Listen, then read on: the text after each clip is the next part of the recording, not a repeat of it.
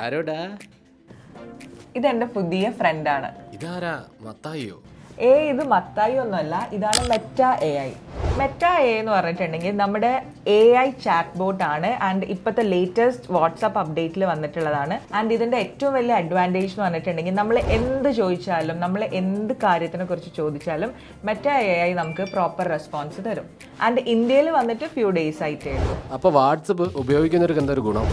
ഈ ഒരു AI update വാട്സാപ്പിൽ വന്നതോട് കൂടിയിട്ട് ഏറ്റവും കൂടുതൽ അഡ്വാൻറ്റേജ് ഉണ്ടായിട്ടുള്ളത് കോമൺ പീപ്പിളിനാണ്.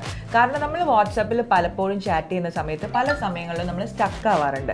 ഈ സ്റ്റക്ക് ആവുന്ന സമയത്ത് ഒന്നുകിൽ നമ്മൾ ഡൗട്ട് ക്ലിയർ ചെയ്യാൻ വേണ്ടിയിട്ട് ഏതെങ്കിലും ഫ്രണ്ട്സിനെ ഫോൺ ചെയ്യും, ഇല്ലെങ്കിൽ നമ്മൾ ഗൂഗിളിൽ സെർച്ച് ചെയ്യും. പക്ഷേ ഇനി അതിൻ്റെ ഒന്നും ആവശ്യമില്ല. അങ്ങനെ നമുക്ക് എന്ത് ഡൗട്ട്സ് ഉണ്ടെങ്കിലും മെറ്റ AIനോട് ജസ്റ്റ് ഒന്ന് ടൈപ്പ് ചെയ്ത് ചോദിച്ചിട്ടുണ്ടെങ്കിൽ മെറ്റ AI നമുക്ക് എല്ലാ ഡീറ്റെയിൽസും പ്രൊവൈഡ് ചെയ്യും. ആൻഡ് ഇപ്പോഴത്തെ ഈ ഒരു അപ്ഡേറ്റിൽ നമുക്ക് ജസ്റ്റ് ടെക്സ്റ്റ് മെസ്സേജസ് മാത്രമേ മെറ്റയ്ക്ക് അയക്കാൻ പറ്റുള്ളൂ. ബട്ട് ഇൻ ഫ്യൂച്ചർ ചിലപ്പോൾ മെറ്റ AI വോയിസ് റെസ്പോണ്ടിങ്ങും ആയേക്കാം. അപ്പം നമ്മുടെ GPT-നെ ഇത് മറികടക്കുമോ? ഒരിക്കലും ഇല്ല. ChatGPT എപ്പോഴും നമ്മളെ ചങ്കല്ലേ.